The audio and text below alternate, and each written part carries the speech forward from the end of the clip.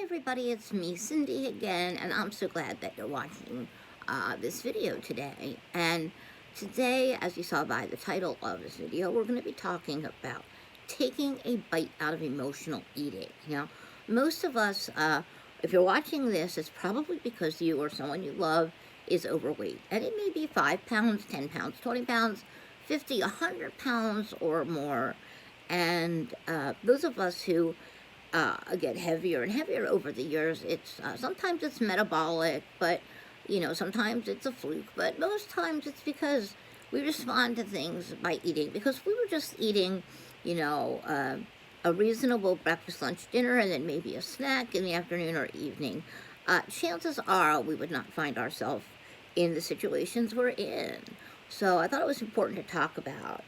In my many years as a psychologist, I have dealt with many clients in this situation and even run therapy groups, but mostly I've had to take a look at myself because I was not going to start losing any weight until I started to get a handle on this emotional eating. And I still have a long way to go, but my news that I'm so happy about is that in my weigh-in this past Friday, because I get weighed every Friday, I have now lost 26.2 pounds on Weight Watchers since October 26th, so November, December, January, so three months and a week.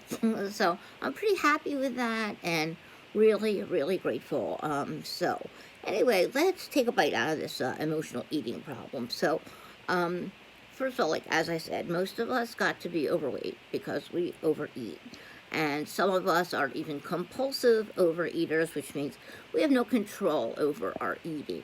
Some people just eat, breakfast at 7 o'clock and then 8 o'clock and 9 o'clock and 10 o'clock, and it just never really ends. And that can have devastating consequences. So let's try to nip this in the bud a little, get some control over our eating, and maybe start to gain some understanding about why we do something that is so destructive. Because a lot of us who know people who are 50, 100, 150, 200 pounds or more, we're really putting our health in jeopardy, and we really don't want to do that. And to me, that's the most important thing. Being healthy for me is so much more important than looking good or being more acceptable to someone else who would like me to be thin. So really important that we look at this. And I'm going to have a sip of Diet Coke, which I know is really bad for me, and I'm trying to cut down. So that's that. Okay, so we can respond to emotions, and it doesn't just have to be negative emotions. It can also be positive emotions. A lot of people, overeat when they're celebrating. They're really happy. They're something, you got a raise at work or something really good happened in life. But most of us are eating in response to negative emotions. And so the most important thing that we can do is to identify what these emotions are, because if we're just eating in response to things that we're not really aware of or are subconscious, then it's really hard to grasp, right? Really hard to change something that we don't understand or recognize. So in the world of compulsive overeating, or people who don't have a real good handle on some of their behaviors, they say to be careful for times that you are hungry, angry, lonely, or tired. And that's HALT. So it's called HALT. That's a really easy way to remember. H, hungry, A, angry, L, lonely, T, tired. Because when we're hungry, angry, lonely, or tired, or bored, there are other things we can add to that, then it's much easier for us to rationalize going into the pantry or the refrigerator or freezer and grabbing ourselves a bag of chips or some ice cream or even something healthy like some vegetables or whatever. Either way, the behavior is the same, and if it's driven by emotion, then it's not healthy, even if it's food that's good for you. I have days where I feel hungry all day long. And I don't know why I'm hungry all day long, but I'm pretty sure it's not because my stomach is empty, because I'm eating good meals. But I always will go for a 0-point food. Not always, but I try most of the time. So if I really still feel hungry and it's not time for another meal, I'll slice up some strawberries or have a banana or something like that, so I don't mess up my weight loss. But I still don't want to be eating in response to emotion. So hungry, angry, lonely, tired, bored, depressed. Now, a lot of people are depressed and don't ever talk about it, but when we look at anger and we look at depression, some very wise person said that depression is anger turned inward. So, depression is anger turned inward. So, you may be angry about something, but instead of talking to the person you're angry with, or, getting rid of it somehow from your brain, we turn it inside and get depressed. So depression is one of the major causes of overeating. So when you want something to eat and you want a snack, let's not be so deep now, you may want something sweet, you may want something salty, or you may want something sour, or you may want something, soft or crunchy. And if you want something sweet, for example, and say not just something sweet, because we can all find things on our meal plans that are sweet, but maybe you're specifically in the mood for a half a piece of the cheesecake that is in the refrigerator. I'm using cheesecake because it's like my favorite food in the world besides the bagels, is cheesecake. So say you have your eye or your mind on that cheesecake in the refrigerator, and you want something sweet, but instead you go and slice up some cucumbers and dip them in non-fat yogurt, or you go into the pantry and you find a can of tuna and make up a little bit of tuna salad or something like that. Well, my bet is that you will still have a craving for that cheesecake in the refrigerator. And the problem is that when we have a craving and we go and reach for something other than that food, we're going to go through a bunch of other foods, not everybody, but go through a bunch of other foods and still not be satisfied because we didn't have what we wanted originally. So you may go through a serving of Good Thins crackers for 3 points. You may have had a protein shake, and you might have had a slice of cheese, and you might have had a cucumber, and in the end, what you really wanted was the cheesecake, and what happens? We eat the cheesecake anyway.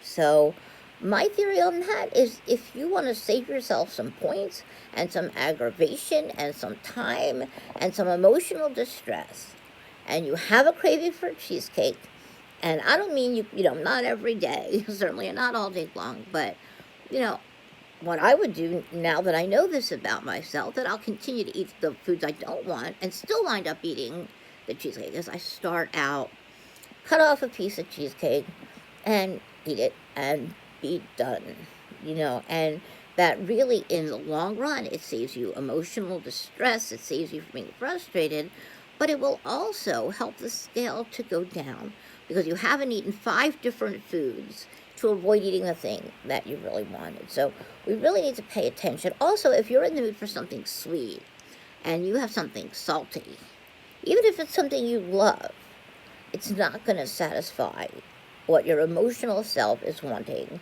which is the something sweet. So ideally now, instead of going for the cheesecake, we would be able to come up with a substitute that we really like, that's close enough that it would satisfy you.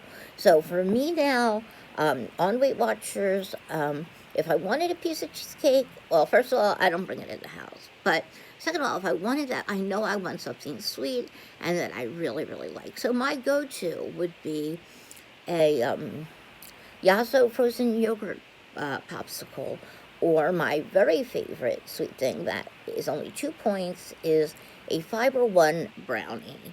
And it's a nice piece of chocolatey cake. It has big chunks of chocolate chips in it. It may not be what I originally wanted, but it will definitely satisfy my need for something sweet. We need to know ourselves well enough to know how we're going to respond to our decisions. And, if you want something salty and you have a pickle, you are still going to want a couple of those corn chips. So, just find things you can substitute that make sense for you, that are going to be satisfying, and go from there. Now, some people will say, if I'm having a craving, I'm going to have a bottle of water so that I'm not hungry, or, for me, have a Diet Coke. do something because it's just emotional. It's not stomach hunger or biological hunger. And if that works for you to have a bottle of water instead, by all means, go for it. That's probably the best thing you can do for yourself. But if you know you're not eating really because of hunger, then a bottle of water, it will make you less hungry because it fills up your stomach. But if you're eating because it's a craving and it's emotional, the bottle of water is not going to do you any good. Obviously, it's not going to hurt you. It's also not going to help you necessarily. So we need to just know ourselves really, really well and experiment. And, it may take like a lot of trial and error to see what works for you to get away from the emotional eating. Okay? So finally, one other thing for today is that instead of substituting Fiber One brownie for cheesecake, if you really are having kind of out of control cravings and you're kind of wanting to eat thing after thing during the day, is to find a distraction that is non-food related. So, say you had breakfast at 8 o'clock and now it's 9 o'clock and you still feel hungry. And chances are you had a good enough breakfast that you're not starving. And you should eat enough for breakfast, lunch, and dinner that you're not starving in between. But say, your daughter's birthday is coming up and you just finished breakfast, it's an hour later, you want to eat again. Maybe you could talk yourself into, and I tried to, I have to make a birthday card for, Mary. And so instead of eating, we're finding another pleasurable activity or something we enjoy or something fun or productive that we can do instead of eating. So we're going to talk more about finding this rather than always finding substitute food choices, that we're going to find substitute activities that will keep us, or something else good for us, like taking a little walk. Again, may not take away your craving, but it will maybe delay your gratification at that time. So anyway, I know this was kind of serious, but I just thought it was time that we talk about this. I hope you are all going to have a wonderful week, that you're all tracking what you're eating, and I look forward to talking with you again soon. So take care, and I'll see you later. Bye-bye.